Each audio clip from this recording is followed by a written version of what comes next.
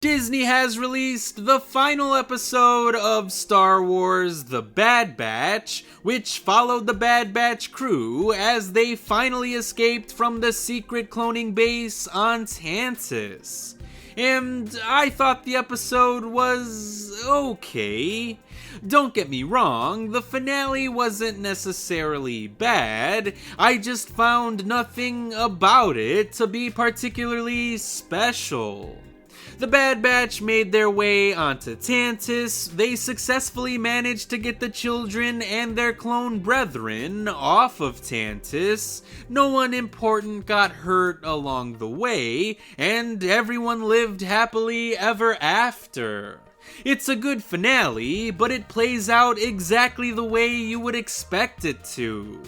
By contrast, the finale to X-Men 97 had so many wild twists and turns that I never really knew what to expect next, and that made for a totally exciting finale. But the Bad Batch had been teasing a climactic showdown on Tantus for the entire season. So by the time said showdown arrived, nothing in the finale was left as a surprise. Emery finally turned against Hemlock, which was teased for several episodes already. Omega created a distraction by unleashing the Zillo Beast, which was totally cool to see, but that was also set up by the penultimate episode, so I had no doubt in my mind that the Zillo Beast wasn't not going to be used as a distraction in the finale.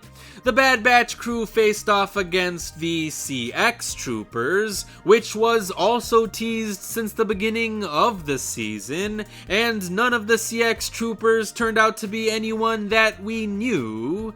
Tech wasn't revealed to be secretly alive, Asajj Ventress didn't make a surprise appearance, and no one of any significance showed up to help the Bad Batch crew. So the biggest surprise of the finale was probably that Nala Se killed Rampart right before she died herself. And that Hemlock also ended up dying, I guess. Which means that Project Necromancer became defunct, and its funding went back into financing the Death Star. So nothing new was revealed about Project Necromancer and the Palpatine clones, which felt like a huge wasted opportunity. I like the idea of Project Necromancer not only because it connected nicely to the sequel trilogy, but because it also gave Palpatine something to work on during the original trilogy. As in, the reason we didn't see him around during A New Hope and The Empire Strikes Back was because he was busy obsessing over this necromancy concept. But now I guess we didn't see him in those movies because he was busy with delegating and legislative paperwork. But getting back to the episode at hand, the Bad Batch crew finally completed their mission. They got everyone home safely, and they got the chance to retire themselves as a result. Not many characters get the chance to do that in Star Wars, so it was nice to see that someone was finally able to live a long and peaceful life here. But just as the episode is wrapping up, an older version of Omega sneaks off to join the rebellion. With Hunter's approval, of course, because some things just never change. So the further adventures of Omega could potentially be explored in future Star Wars stories, which would be nice to see, but it doesn't change the fact that this finale felt pretty safe and predictable. And that probably sums up my thoughts about the show as a whole. It had some genuinely great moments, but most of the series just felt pretty average.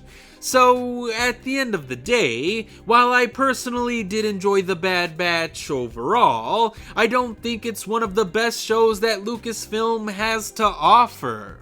Shows like Andor and Tales of the Jedi were definitely better than this, so if you weren't already a fan of Star Wars animation, then I don't think that The Bad Batch will necessarily win you over, but if you're already a fan of shows like The Clone Wars or Star Wars Rebels, then I think you may also enjoy The Bad Batch like I did.